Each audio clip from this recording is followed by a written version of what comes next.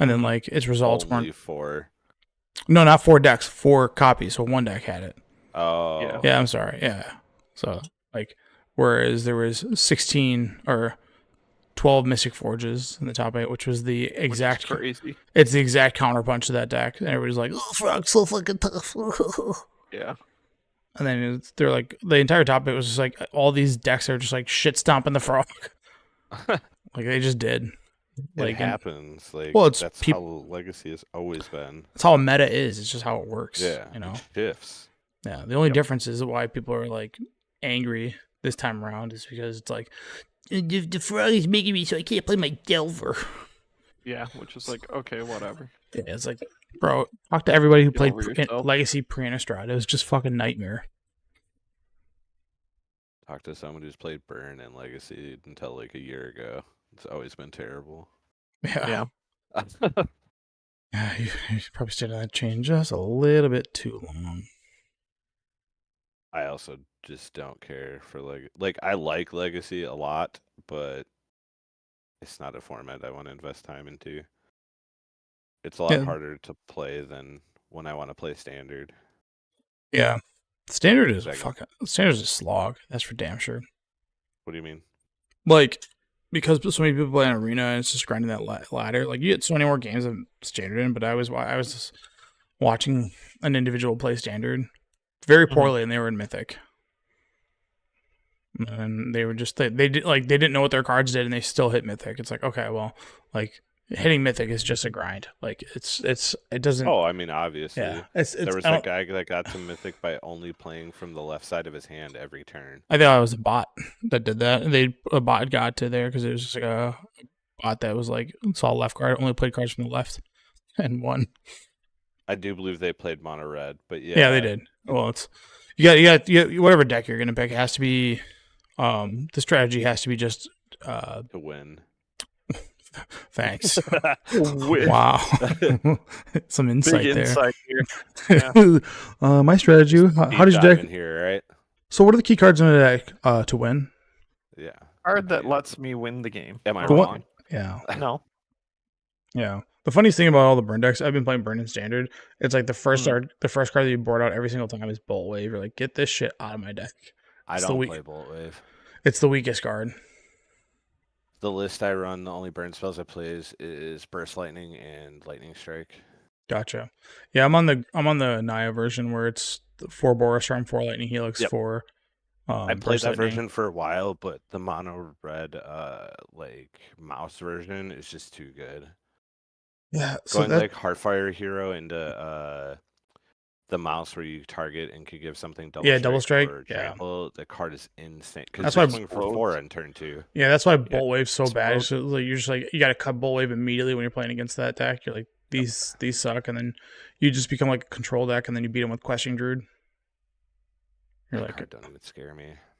No, it's more or less is just like, because your Burst Lightnings are only going for the Heartfire heroes, your Lightning Helixes gain you life and get their the 1/2 out of the Slick Shots. Those are like the 2 cards that you need to make sure don't stick. All the other cards are bad. You're just like, yeah, you can play the 1/2 guy, and then if you get a Monstrous Rage, my list does not play Slick Shot either. Oh, okay, gotcha. So I guess there's not that many spells then. So it's 4 Heartfire Hero, 4 Monastery Swift Spear, 4 of the Lizard, the 1/2. Yeah. That when it attacks, it deals 1, and you can pay 2 to pump them if they lost life this turn.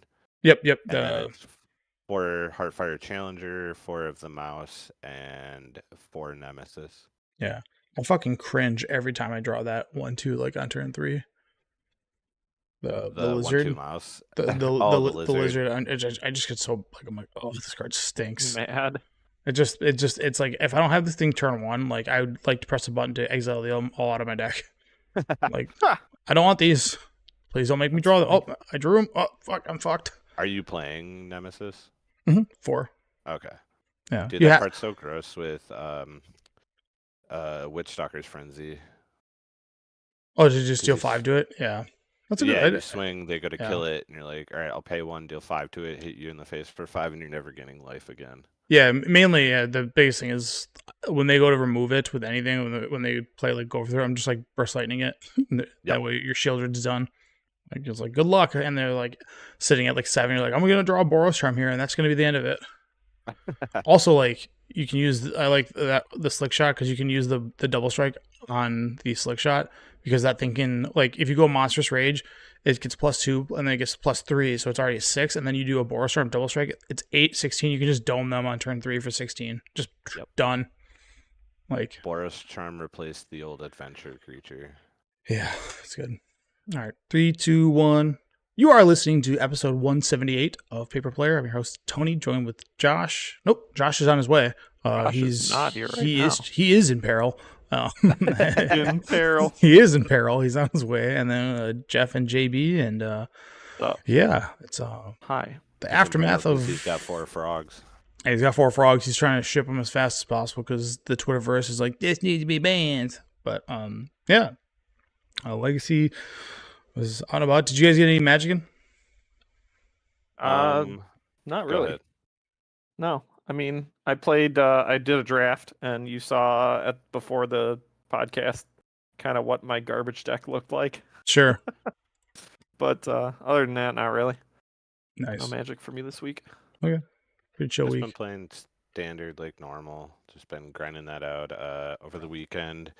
I did the last minute qualifier in Arena on Friday. You had to get 4 wins and no losses to make it for Sunday's day 1, and I went 4-0 with red mono red.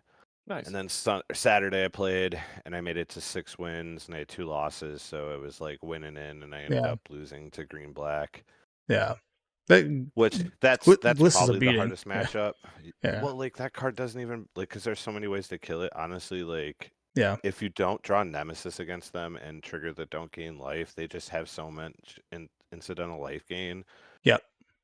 And like so much removal that it's difficult. But if I can get ahead of them in turn 1 and 2, it's like not a bad matchup. Yeah. So I've just been grinding that on the ladder in Arena and kind of because I plan to go to F&M on Friday. Nice. Some paper standard because I haven't done that in a while. For sure, dude. I just need 3 more cards to finish out the deck. I'm missing 1 Nemesis, 1 of the Lizards, and 1 of the 1/2 Mouse. To get those in time, right? I mean, I could just buy them from the store. I think they have. That's what I mean. They should probably have them. If not, there's stuff I can put in to replace it for now. It just won't be optimized. Yeah. But I'm really enjoying standard. A lot of aggro. There's like control that pops up mid range. It's kind of all over the place. So, enjoying it. And then me and Jeff recorded Jeff vs. Jeff. I'm not going to tell you anything about it. Nice. But we did do that, and that was awful. I loved it. It was great. What are you talking about? I'm hoping you played the. I will say this. Yeah. We played Pauper. Yeah. That's the only information I'll give you. Pretty sick. Yeah. That first stuff is fun. I do like watching them. They make me laugh. Just cause... I like listening to your like intro commentation and then like the after. Yeah. Just real quick. Honestly, I'm surprised. I keep expecting to watch an episode and have you like documentary style like comment about how like terrible we're playing. Nope. No, I mean, only. That's a lot more effort than I'm willing to put in. Let's put it that way. Like it's more like effort. I enjoy it because I was gonna say I enjoy it because a lot of the time we'll pick the format like the day before we play, and I won't put any effort into researching, so everything's kind of a surprise. I mean, so do I, unless it's a format I know. Right. But we did discover today the 2 major formats we haven't played yet are our 2 strongest, which are Legacy and Standard. Mm-hmm. So once we finish those, we have like the random formats. Sure. So I'm looking forward to that, like kind of playing a bunch of stuff that I've never like heard of. Yeah. I've been playing. I get inspired, so I was watching Legacy coverage all week or all last weekend, and I was like, man, this format, like as much as people were like poo-pooing it, there's something to say that like, so there's a key interaction that I saw, and this is why I think Legacy is a wonderful format that you just don't get this interaction. I was watching player A, play around a Orcish Bowmaster. And his opponent's got a tapped Underground Sea and 2 fetch lands. He then plays a Wasteland, and typically, like the right play is to like, hey, I'm gonna Wasteland, target your underground sea, put you down on land, right?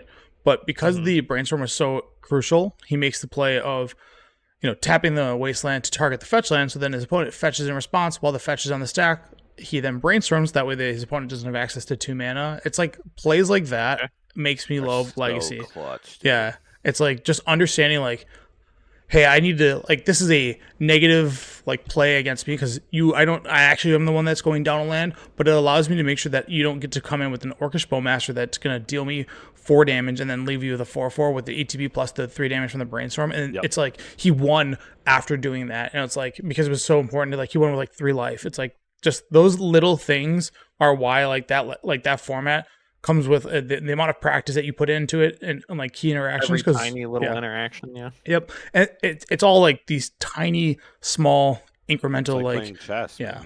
Yeah. Just little by little. I've had that happen once. Like, it's a quick story. I was playing against Miracles and I was playing Death Shadow and Legacy, and they brainstormed to put a Miracle on top.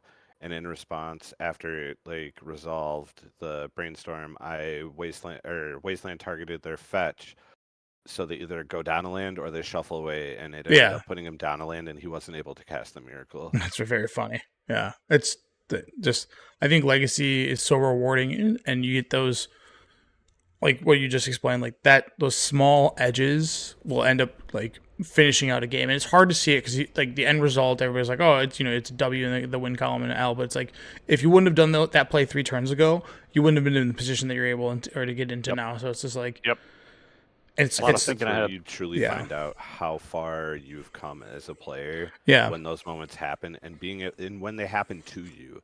Like being able to recognize why an opponent is doing what they're doing is like also something crucial. Yeah, it's like the stock, like let's say you started playing Legacy today, you're like, well, I've always been taught like Wasteland hit their their source, their mana sources and so forth, but like understanding that like, and Orcish Bowmaster is a very common interaction. The more that you watch Legacy, the more that you can see the great players really do obscure things that like you're like, what? That's such a weird play, and then it's like, oh, that's why he did it, because the payoff happened 2 turns later. He had to set himself up for this and this, and it's just like things like that are amazing. But and then I played 2 of the Nadu deck, the Bant Nadu one that was 3rd, 4th place leagues, and I like the deck a lot. It does really, like, it's 50-50 with the Frog deck. Like, I don't feel like the Frog is completely punishing to you because you got STP, and then you also have Nomad, Encore, and Nadu, and if that resolves, the game is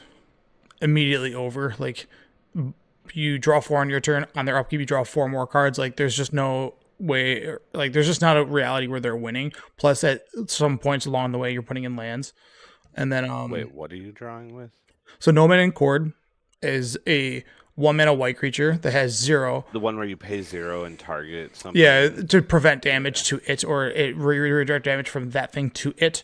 So with Nadu, because once they're both resolved, and typically how the play goes is a lot of people are holding like Force of Will or Counterspell or Daze. You want to go like Nomad Encore, and then they're holding their Force, and then you go Cavern of Souls, get your Nadu in, and they're just like their jaw kind of drops because it's, you make them either use the Fatal Push on the Nomad Encore, which you don't care about because now you have an active Nadu that gets card advantage eventually or whatever, or it doesn't. None of those plays were true, and you just draw 4 cards on your turn, and then once it goes to their upkeep, you draw another 4 cards because you have, as soon as you retain any priority, you're just like, all right, I will target all these things that many times because it's instant speed, unlike the Shuko, which is like Shuko's only sorcery speed to do that. So, and drawing 8 cards, and some of those times the lands are coming into play, like you will just outpace your opponent in such a crazy way. And I've played against Mystic's Forge 3 times in those 2 leagues, and I think it was really nice because I think Legacy Weekend was happening, so people are trying that deck.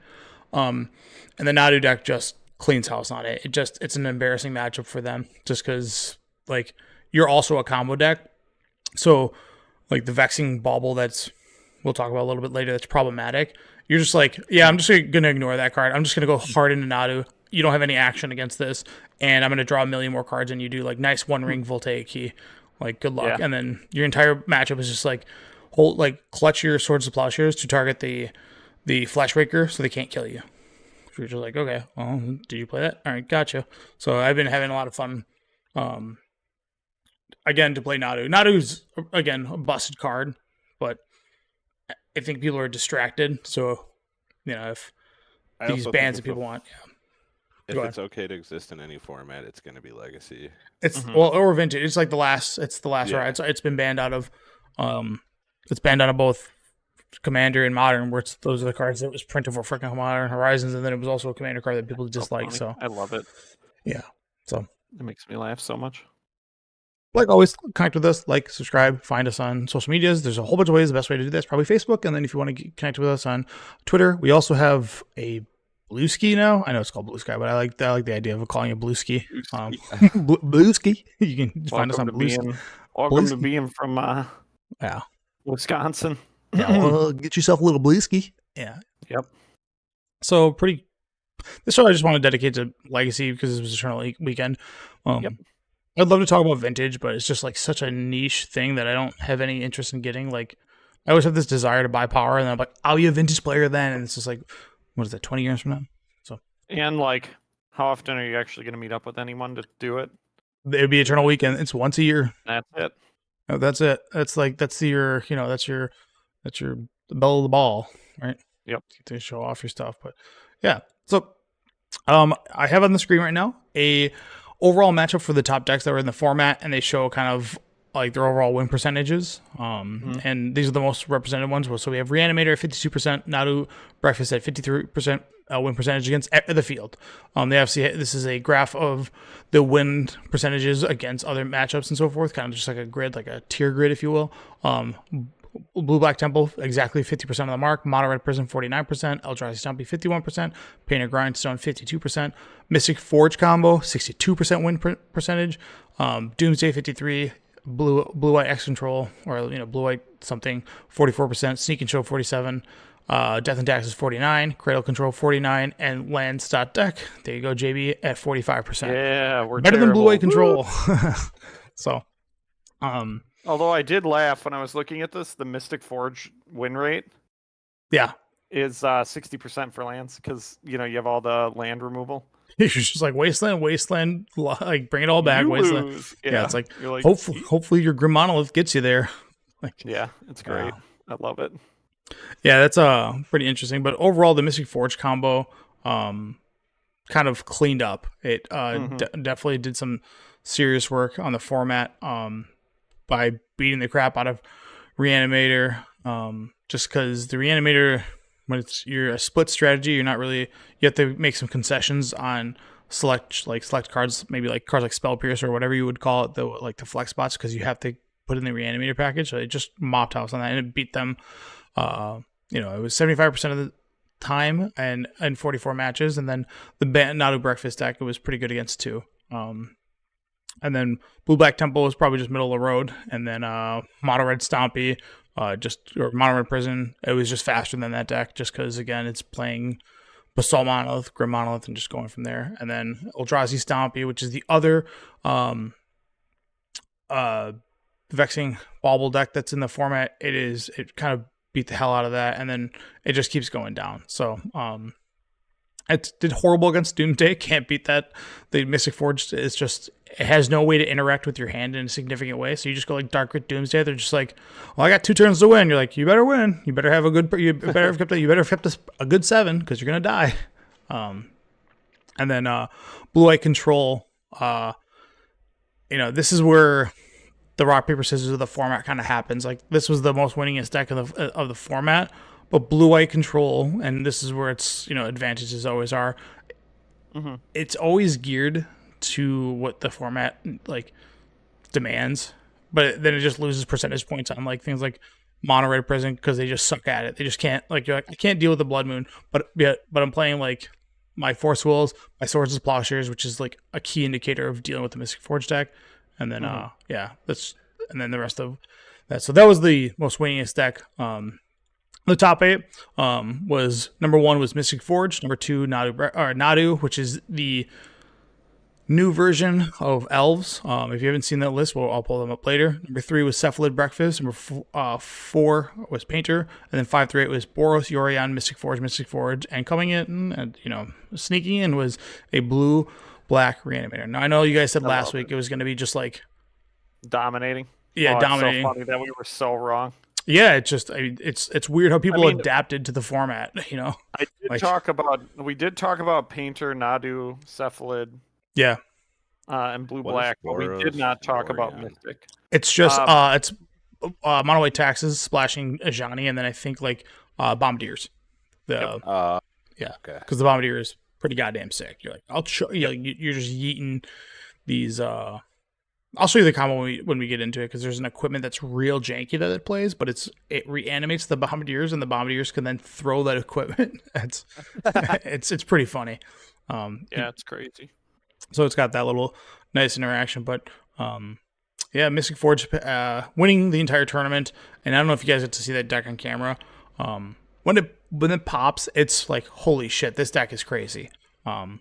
It looks like a vintage deck, to be honest with you, but that's also like in a world where your 7 was Lotus Petal, Ancient Tomb, Grim Monolith, Voltaic Key, and the One Ring. Like, right, when you have that, it's like, okay, you fucking had the nut. Like, I'm not going to beat you, right? So, yeah. And that's like the reality of what combo decks do. Sometimes they have the perfect sculpt to 7, and your opponent kept like a middle of the road keep. Like, it's not like a good mulligan, but it's like if you're going, and that's what I liked about Eternal Weekend. Everybody's decks was blind until the top 8.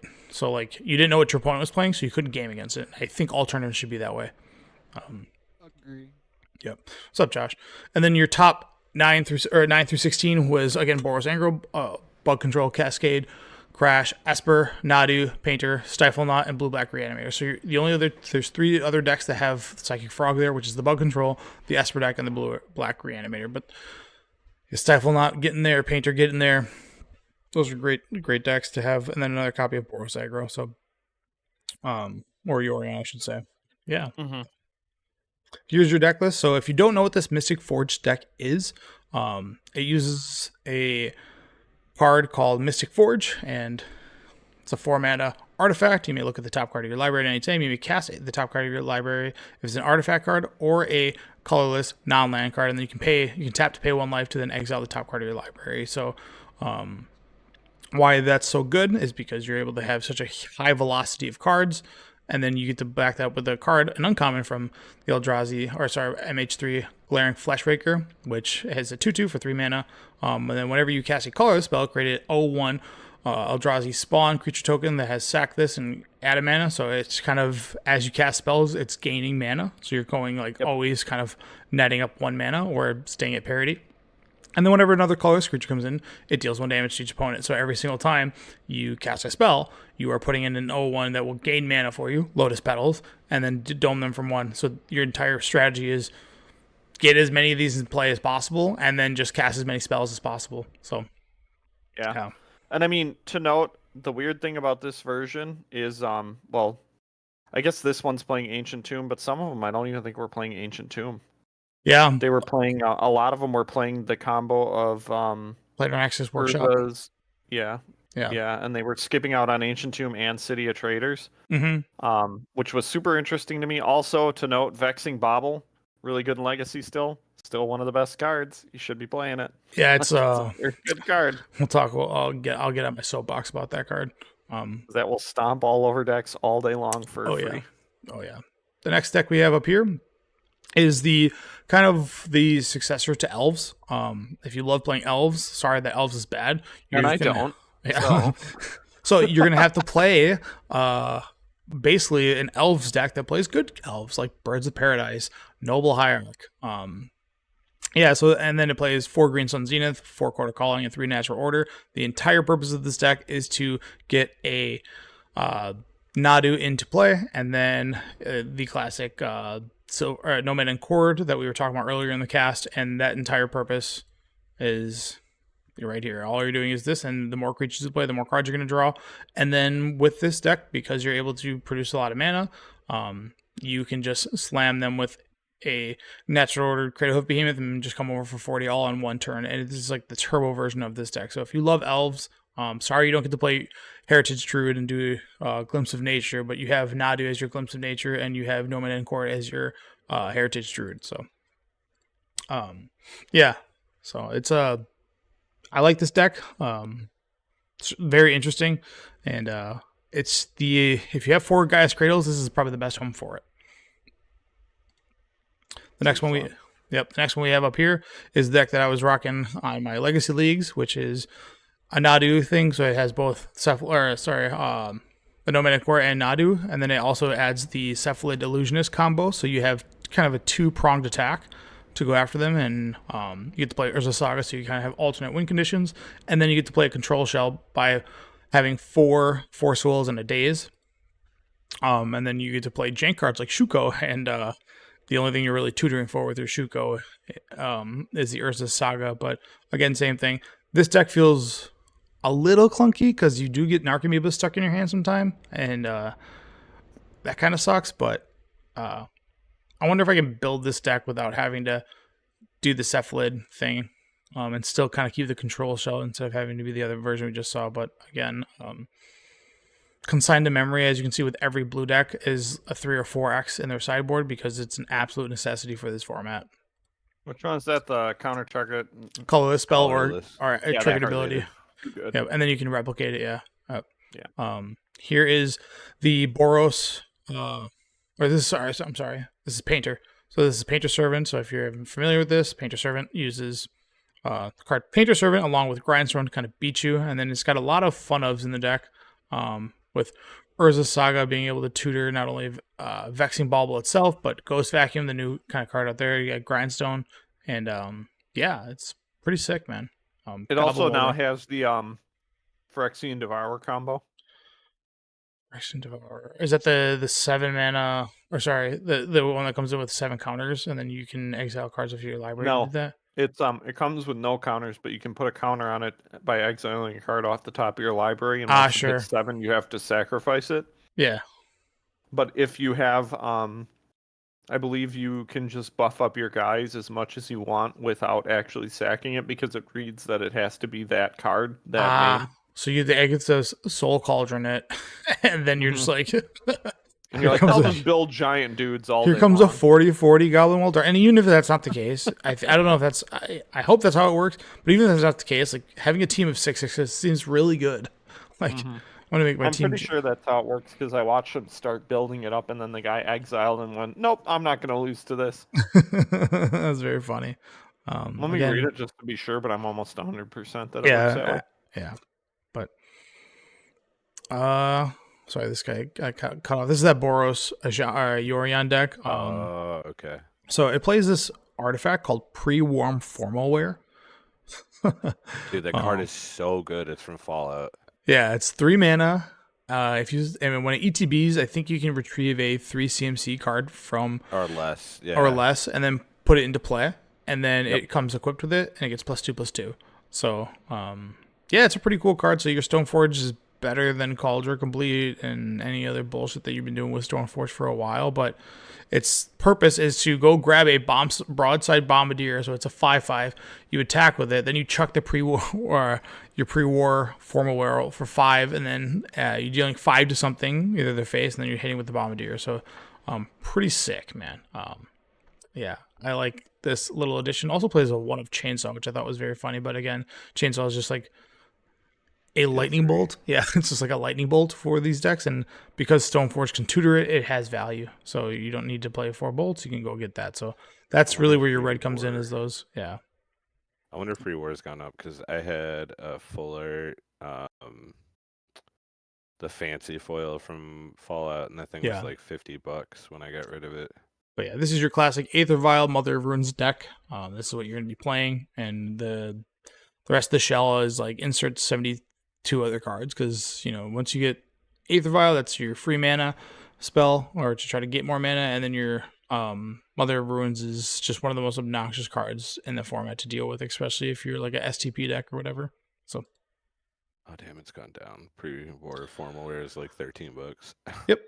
And then the last card, you're probably all familiar if you've been playing Legacy, and you've probably been hearing all this stuff about it. But Psychic Frog plus, so blue-black splashing in the Reanimator package. So it's a pretty straightforward deck. It's got Metamorphosis. Fnatic, if you don't know what that card is, it's a miracle card that came from one of the commander decks that if you miracle this, I think when it ETBs, you get to reanimate something and put a lifelink counter onto it. So Like that's really nice. And they chain together too. So is it a finality counter? I think it might be a finality counter. With which one? The Metamorphosis Fanatic. I think it's a finale counter. It's probably a finality counter. For some reason, I thought it gave lifelink. Maybe it has. Anyways, it's black and 1. It allows you to instant speed, bring back Archons, Atraxas, and Trolls because you can brainstorm and then miracle it. So that's like a thing that people don't normally see. Whereas reanimate and animate dead are both sorcery speed, so you don't get the opportunity to do that. And then obviously you're a psychic frog deck, so when that plan is not working or you get cards stuck in your hand that are not useful anymore, you can just grow your frog and then win that way. So that's your top 8, man. Sorry, I kind of spewed off a lot of there. Yep. All right, band predictions, days.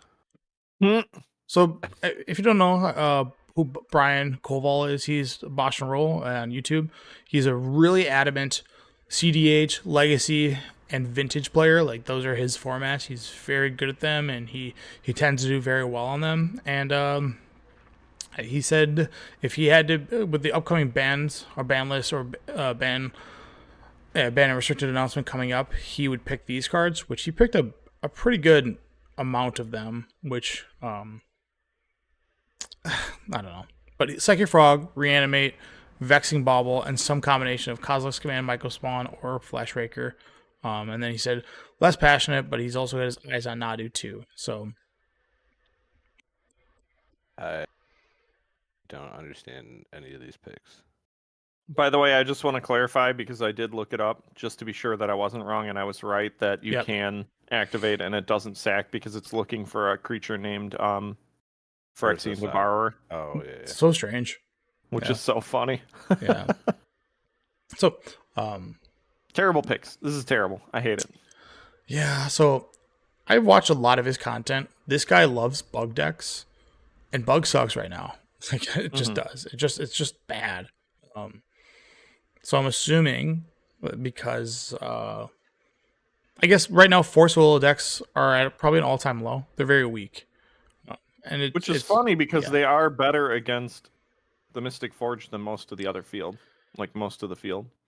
Yeah, right. And everybody's angry because Vexing Bauble is this tutorable target. It's 1 mana that stops the enforcer of the format, which it's just like well, everybody need to get off your high horse, dude. Things rotate out. All I gotta say is people complain constantly about free spells, and then they print an answer, and now you're complaining about the answer. I'm sorry. A card that makes you pay mana for your spells, which is the point of the entire game, should not be banned. It's dumb. Like, I don't even play Legacy, and I can tell you right now, this is a dumb choice. Well, and the problem is they're not complaining about all free spells. They're just complaining about the free spells that they don't like.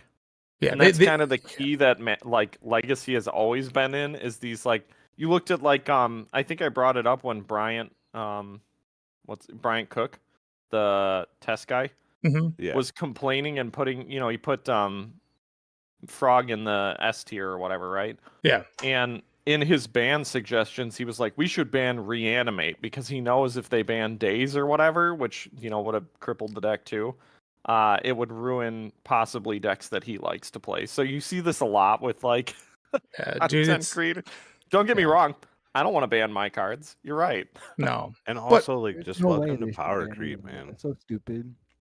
Reanimate has been fine for eternity. Well, yeah, whatever. But I'm just saying that's an example of where like content creators who really like to play a certain style of deck don't want to lose their pet cards or cards that make their decks better. Yeah, God forbid you're reading Days. The card that has just been like, did you win the coin flip? Okay, you have the greatest card that's ever existed in Legacy's history. Okay, and then you're like, oh, okay, and then they're like, I'm in the drawer, like this card stinks. Like, and the only reason Mystic Forge did so well is because even if they lost the coin flip, they could easily overcome the day's cost. Yeah, with Ancient Tomb. Yep, Ancient Tomb and you go into like there's a bunch of ways to generate like 4 mana on turn 1 with that deck. It's crazy. Yeah. But yeah, they can get around days a lot easier than. So what's wrong with like a card from a million years ago just not being as good anymore? Like that's just the natural progression of like card games. Like things are getting power crept, so obviously like your card from like 95 isn't as great anymore. It's so I'll say this. When it comes to Legacy, like I would say the majority, if I had to put a number on it, aside from the guys that own every card there is, the majority of Legacy players, I would say 60 to 65% of them are blue players because Brainstorm is the fucking format, right? It's what you do in Legacy.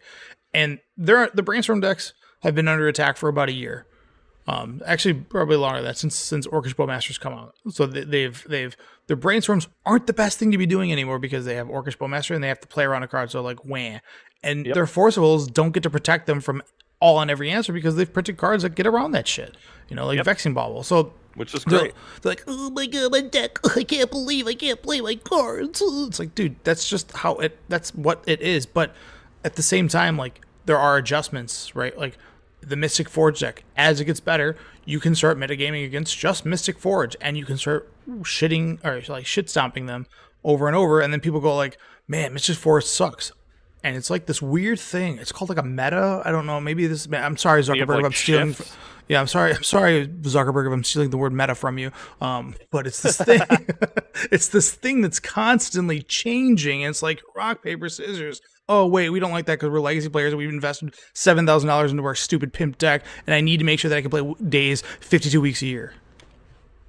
That's what I think is even funnier is I was watching because I watched the video. Yeah. Of top 8 or whatever. Mm-hmm. And there was one point where I think Reed Duke was one of the people commentating, right? Yes, he was. He was like, if we look at how many Brainstorms exist in this top 8 and compare it to any Legacy tournament in the history of Legacy, this is probably the least amount of Brainstorms you'll find in the top 8. It is. It really is. It's which is awesome. I think it's hilarious. Nothing I wrong love with that. Yeah, just you guys are under attack, and you're gonna have to put away your Brainstorms for a couple months and really focus in on beating the shit out of this Mystic Forge deck. That's all there is to it. You know, start main decking consign to memory. And that's where you get people who get really mad and they go, well, these are staples of the format. They should be the Paragons because these have been the Paragons forever. And it's like, dude, every other format has had to adapt. If you played Legacy and you didn't play Blue, you've had to adapt for years. Like, you change your deck lists all the time. You're getting beat up week after week. I mean, dude, talk to Legacy players that, like, pre-Innistrad, right? When Delver came around, it was the thing, and it was the same thing for 10 years, and everybody was like, it's a skill-intensive format. It's you really got to pick and choose when you're doing these things so you can, Delver is rewarding. It's like, no, it's not. Right. It's obnoxious. Yeah. I don't know. You do, but, like, it doesn't matter that for once you don't have the ability to play that way. Yeah. Or you need to think out of the box and stop playing the exact same shell. And I'm not going to say, like, go create a new deck, but, like, maybe you got to realize that the meta will shift and your decks will change a little bit. And, like, yes, I net deck. I don't care. Yeah, well, you have to. It's such a hard... You don't get the opportunity to play 1,000 games of Legacy that aren't the top 15 decks, Yeah.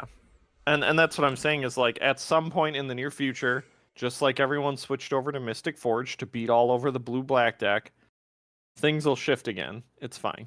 Yeah. Dude, comment in if you have, like, all the decks that have died over the last 10 years of Legacy, from 2014 till now. What are all the decks that have just been, like, gone because of new card has been inserted into the format? Therefore these are bad. I mean, just look at Elves. It's now rebirthed. Like, don't really... It's not Elves, but it's like... Your Gaia Cradle. And Cradle Control took the place of Elves for a little bit, too. Mm-hmm. So that's a perfect example of a non-blue deck that, like, evolved, Yeah. I have to change. Like, I want to play Gaia's Cradle. It's a powerful card. What are my options? And it's just like... When you start taking Brainstorm out of people's hands, they all hell breaks loose. I need this to be the best card in the format or I don't like this format. It's the Brainstorm format. It's like, you just take a seat. You just relax. Okay, like it'll come in waves, and once we haven't had the opportunity to deal with Mystic Forge, we'll go from there. But like this whole bobble, it's broken. It's just and. I did this too. Magic players, we speak in hyperbole, so they say like, "This is crap. This is the greatest thing that's ever existed." This is. It's like, yeah, okay, just what is it really though? Like, and then it's fun to be pumped up. Yeah. Don't get me wrong, I like it. Yeah, but so, and then this guy targeting Reanimate is crazy to me because that's like I thought that fell under the umbrella of the good old boys, where it's like Days, not untouchable, staple of the format. like all these, those cards that like, hey, don't, this is the Legacy's identity. Reanimate, dude. Get rid of Atraxa. How about that? Like, let's get Atraxa's a problem. We have the answer to Grizzlebrand, right? You play Grizzlebrand, I go Orcish Bowmaster. You're gonna be like, oh, my deck is horrendous. You're like, yes, goodbye. It is. I lose. Yeah, I want someone to go through all of our podcasts and see if there's a card we've brought up more than days. No, impossible.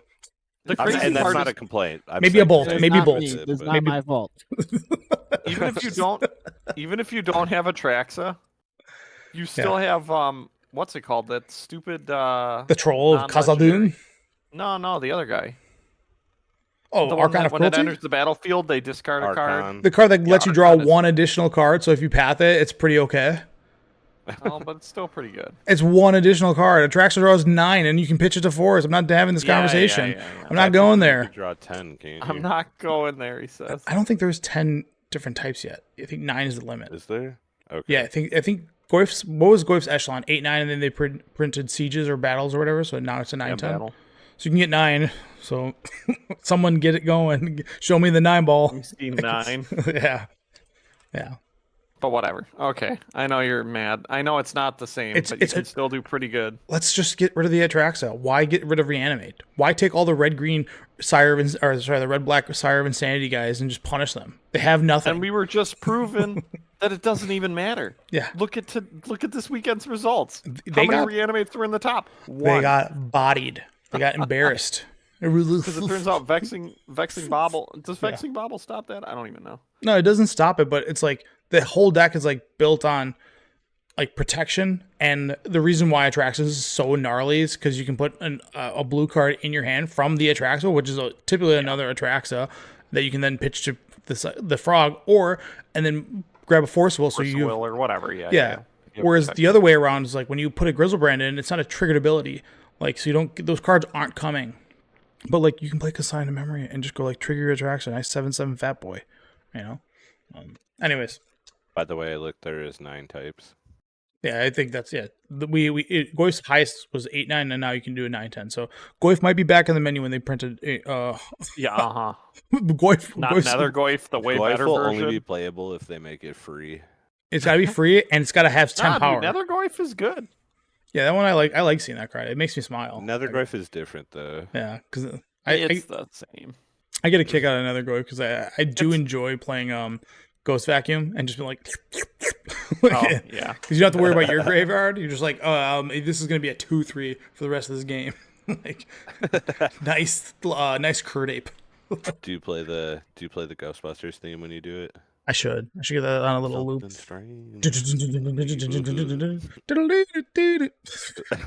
Yeah. So yeah. I don't. So, do you think anything at all? Like, if you could ban any one card, or we'll say 2, do you think there's any 2 cards that actually need to be banned in Legacy? I don't know right now. It's always been days. It's been days. Days. That's why I said 2 because I knew you were going to say days. It's days. If I had to pick something, it would be days. If you want me to pick one singular card, that card would free up the stupid die roll winning the game. Let me play 3 drops. How about that? Like if days got bad, do you think Ragavan could become unbanned? Yes. Nah, because then you're playing their Vexing Baubles. then you're stealing. Then you're stealing their Vexing Baubles. Well, I mean, let's be honest. Why did what was the reason that Ragavan got banned? Because you can go turn 1 Ragavan with a days backup. No, or that's not why. I'll tell you why. It's because when I attacked you and I stole your brainstorm, you quit every time. Like, oh, you dug my cards. If you're playing mine. Well, good. I guess brainstorm doesn't matter anymore. It's fine. And we now have that was pre Orcish Bowmaster. Yeah. Yep. So if days didn't exist, and you had to go 2 for 1 on an Orcish Bowmaster counter to make sure that your monkey lived on turn 1 or turn 2 or whatever. Yeah. Not bad. Don't you just play Ragavan with Bowmasters? Yeah, sure. Yeah, whatever. Play Red John. Black. I don't care. Bring back John. Make Goyf good again. Goyf, get out of here. I would love for Goyf to be good again. You don't think the people that have foil Future Sight Goys are like not upset that their $1,000 bill became $30? One day they'll get it back. Baby. Ones are still expensive, but they're not what they used to be. I think they're still like $200. Good luck offloading them. That's the thing. They might have this fake value. Even with Magic cards, there's always someone that wants it, dude. Like, look at I want 7th edition foil Shivan Dragons right now. I mean, that is pretty. Wait, yeah. So, I mean, 7th edition. Sure. It's a super rare thing, right? Same thing with foil Future Sight Tarmogoyf. It's like I'm looking up when the last time a foil Tarmogoyf from Future Sight sold. Good luck.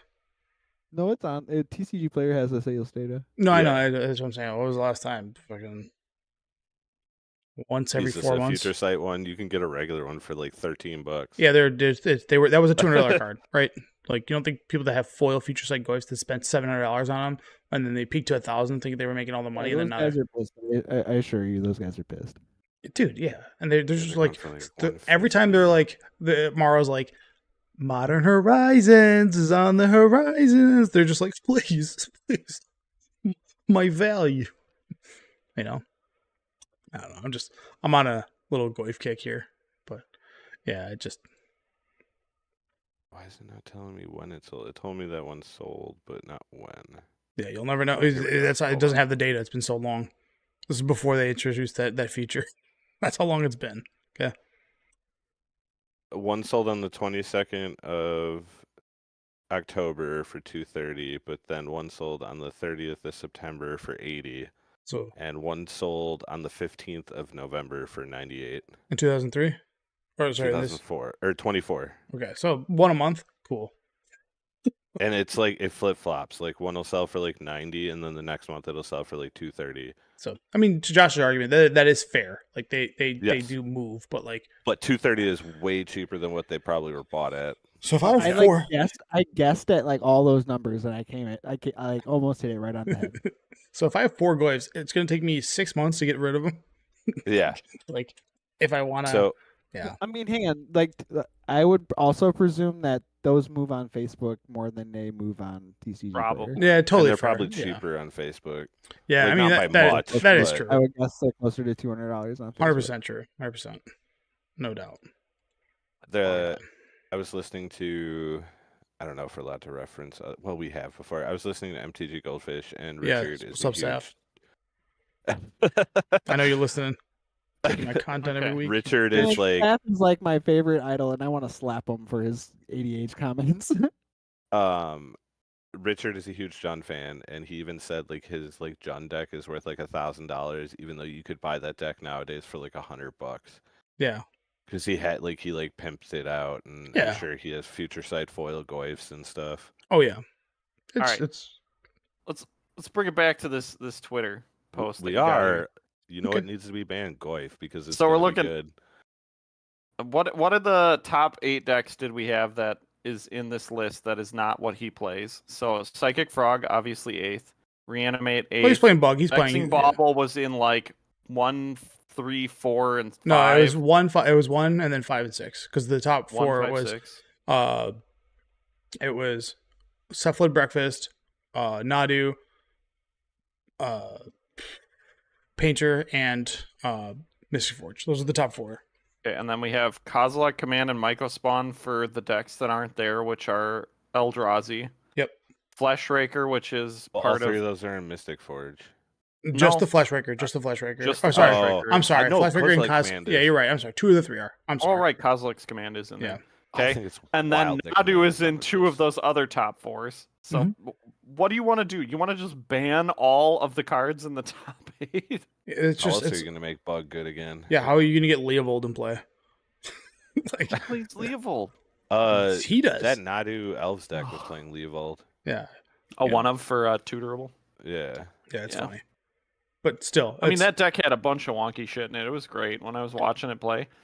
It's like, yeah, I'll just go get this collector oof, and they're like, oh, I lost. So we still have. Imagine what the format will be without all these cards. Like Delver days, it's terrible. Right back to square one. Terrible. It's right back to DRC days.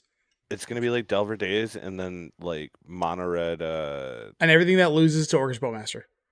No, do it. I want to play Lands. Lands will be better. Oh, nice. Okay, cool.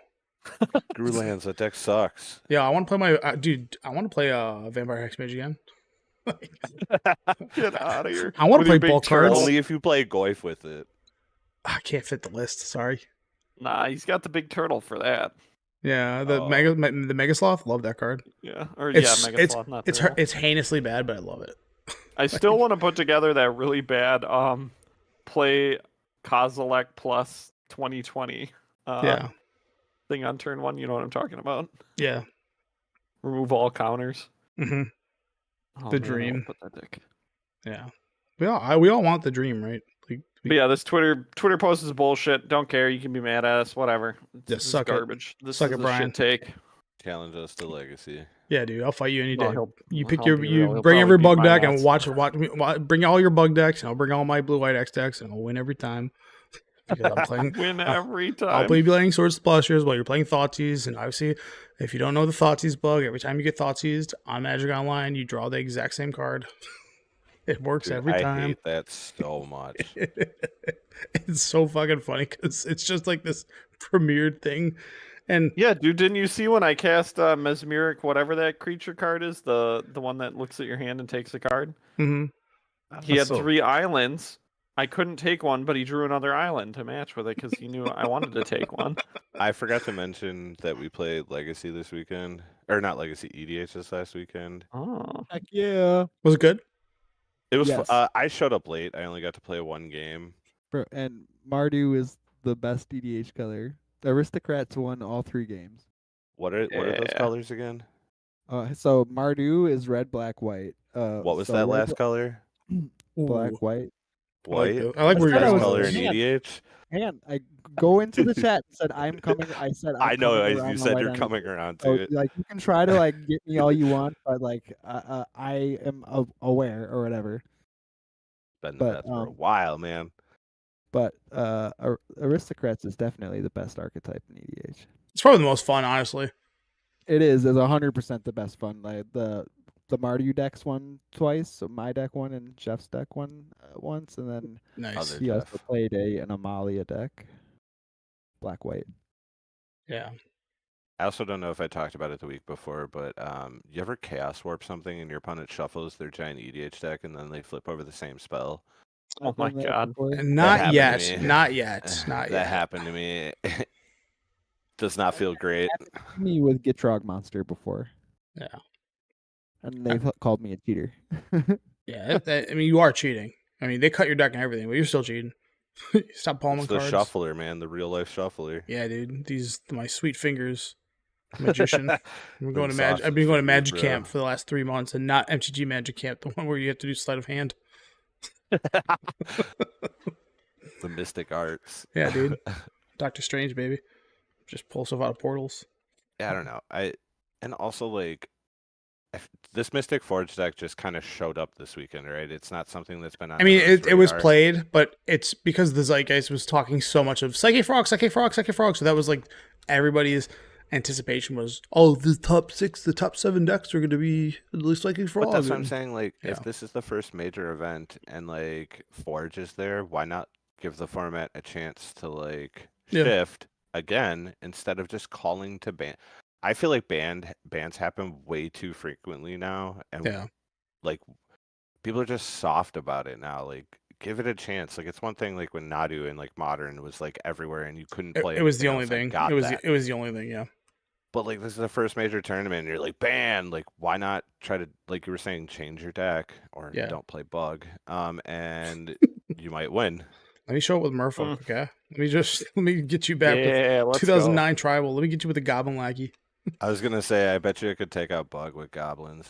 Yeah, they're gonna be like, "Oh crap, I didn't draw a Fatal Push," and I'm like, "Hey, here comes a ringleader into a siege gang." Like, oh, you're so dead. If you want to see me play goblins, check Jeff vs. Jeff pre-modern. Hell yeah, dude.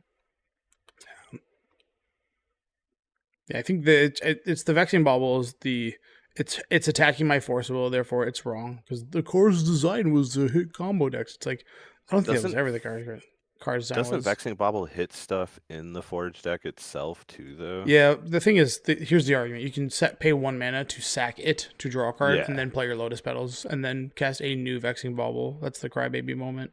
It's too versatile. It's like okay, haters gonna hate, man. Yeah. Also, Urza Saga, what's up? As Cat Williams said, if you ain't got haters, you're not doing it right.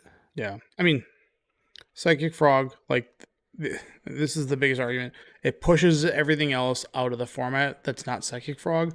Well, it's like, hello, like Delver Called from 2012. Or 2011. It did the exact same thing.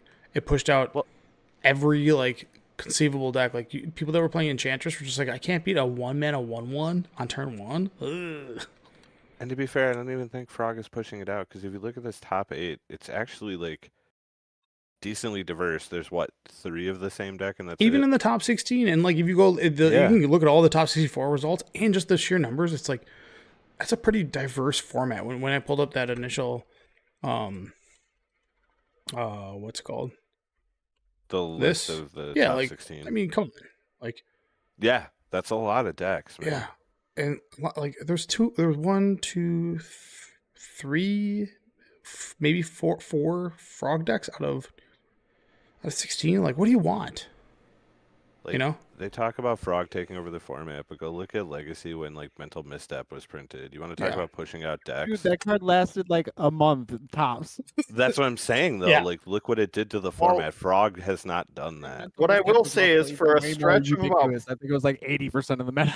Yeah, a stretch of about 4 months, it was a lot. So that's why I was like, man, that's like Goblins was playing. It was playing a blue card. Yeah. Problem.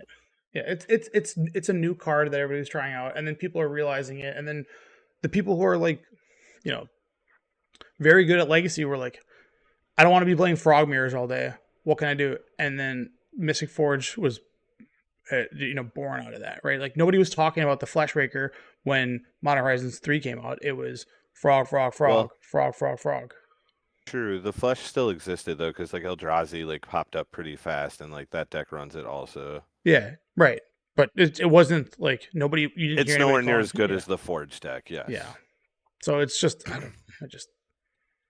I think it's crazy that Cascade is a deck. I didn't even realize that was a deck in. Well, Legacy. Vexing Bauble needs to be banned because I need to put 2 4/4s into play. So, on turn 3, because that seems fair. Haters gonna hate. Yeah, just sorry that your Force Will suck. I love Force Will. It's one of the things I don't leave my house with, or don't leave my house with. It's one of the things I don't go to FNM without when I'm playing Legacy. I just love that card too much. So yeah, like I feel the pain, but also I have alternate decks, like really bad ones, like Mega Sloth, that I'm gonna go play Legacy with. And try to win off that. And if you're a true man, you would win with Alluring combo. Yeah, probably. Bowmaster just destroys you. It plays 4 Bowmaster too. Like it's the win condition too, but it's just like my Baleful Strixes are dead. My Ice Fang Quaddles are stupid. Like I don't get to do cool things anymore. Isn't the Harpy a X1? Yeah, the Harpy you can always just pay 1 life to bring it back. Yeah. So, like, there's just no world where they can like. I mean, I'd have to F6 for you to get it. So, like, oh crap, you got my Harpy. Anyways. I think we have one more Eternal Weekend coming up, or 2 more. Do we have the European one? Yeah, we have a European one and then an Asian one, or Asia one, or did the Europe one already happen? Anyways, I know the Asian or the Asia one is coming up, and then when that one, we'll see the end result of all of Legacy between 3 continents, to actually get like a. What is the sense of where people are going, right? Like if you're going to an Eternal Masters in in one of those other continents, and you've now got the information of an 1100 player Legacy tournament, Vexing Ball was on your radar. Maybe your decks that are playing 2 Prismatic Endings should go up to 4, stuff like that. If you want your free spells to resolve, that's all. So it doesn't consign to memory, just counter that card. It does, but if you're on the draw, you miss the opportunity. Yeah, when you're on the draw, like Prismatic Ending will grab it, and then it is also useful for Voltaic keys and other things when they don't have it. But yeah, same. But all right, you guys got anything else? Yeah. Did you like last week when I picked the magic character I married would be you? That was very cute. Made me happy. Josh's answer was so aggressive. Yeah, it's all right. I was like, I should have wrote fictional character. That thing with the anime, dude. That was like so. Oh, hang on. The anime. No, Jeff was. I was like, nothing anime about it. I said, if you had to pick an MTG character to marry, who would it be? And somehow, when I was at the both Jeff and Josh booked real people. Hang on, I'm for real though. Rachel Agnes, hit me up, girl. All right, you heard it here first. Call him. Put your number on blast. So See, I knew what you wanted, Tony. I knew where you were going. I wear a size 14. Nice. We have Jeff picked Nissa, which pretty cute. No. I picked Voxy was hitting it. No. I switched. Remember, I switched to She was not. Oh my god! Why can't I think of? She wanted the Elspeth. Magikarp, bro. Oh my god! You switched to Elspeth? She's died twice. Yeah, he did. Yeah, great. Bring her back. And then I bring her back. back. Because I'm something about that beard, my bro. MTG I just want to cuddle. I'm also a published author on a cure for cancer, Voxy. What are you talking about? I'm just. He's using our podcast as a dating site. Oh, nice. Okay. Paper player. Paper player. Paper player partners. Plenty of paper player. Yeah, we have plenty of paper instead of player plenty here. of fish. It's also Wookden too on MTG Gold or TCG Player. All right. Yeah. But yeah, I think I hope you don't mind that I've been sticking all of our stickers in my TCG Player account stuff and follow us on Facebook. I don't care. And my return address says Wookden and it's got our logo. Nice. I think I would pick Ashiok. Ashiok, huh? Mm-hmm. It's a big hole. What are you, Jace? I need that dome. Ashiok doesn't have a gender either. Oh wait, no, Ashiok's the other one. I was thinking Vraska. Vraska? Yeah. Nah, I'm not into that. You don't like snakes? I'm in. Hang on. Out of them all, I would probably choose. We got him in. Now we got him. Vraska's got the body that I like. Yeah, well, I was all in Nebraska until she cosplayed as a pirate, and I was like, you know what? I hate Pirates of the Caribbean. And what's that other? There's that shitty secret layer that Jeff bought off of me with the Vraska, and she's like, what was it in that one, Jeff? Is she a detective? You're talking to other Jeff, right? No, you bought that secret layer. The one that I need from you still is the chibi art one. I don't remember buying one that had her. It was like a cowboy or something on there. Oh, that one where they had Domri Rod was dressed up like cowboy and Tamio was dressed up as a detective. She was dressed up as a beauty pageant. Right. Because I bought it because Johnny was dressed up as Cable. All I'm saying is, if you need me to buy a secret layer again, you need to do a crossover with the skateboard brand Hookups. Call me. What about Tech Decks, bro? Yeah, you can get hookups on there. Do you know the? Never mind. I'm how much do you guys think that Faye Valentine Vraska, what's that? The green card that's in standard right now. Oh, Snakeskin Veil. How much do you think that card's gonna be? Not much. Really? Does Waifu tax, bro? Yo, hit me up on the podcast if you know. Hit us up on our page if you know if there's any Yu-Gi-Oh cards that actually depict My Valentine on it. Because then, you know what? You could do a secret layer Yu-Gi-Oh without actually targeting the Yu-Gi-Oh cards. Just do a Kaiba, a Yugi, a Mai, and Joey. Be like, no, we're talking the anime specifically. And then if you want to get the bonus card's Jaden, and then everybody would be upset. I would totally get a Weevil card. Time Wizard. Oh my god. That's what it do. All right, I can't stand Joey, dude. Josh, get me out of here. Make sure whatever you say is Thanksgiving related, and also say it in a Brooklyn accent. For me, I'm having salmon for Thanksgiving tomorrow, and you guys should too. Happy Thanksgiving. It's Wednesday. Happy Thanksgiving, yeah. Salmon's aggressive, but I can dig it. Happy Thanksgiving. I'm on I'm on a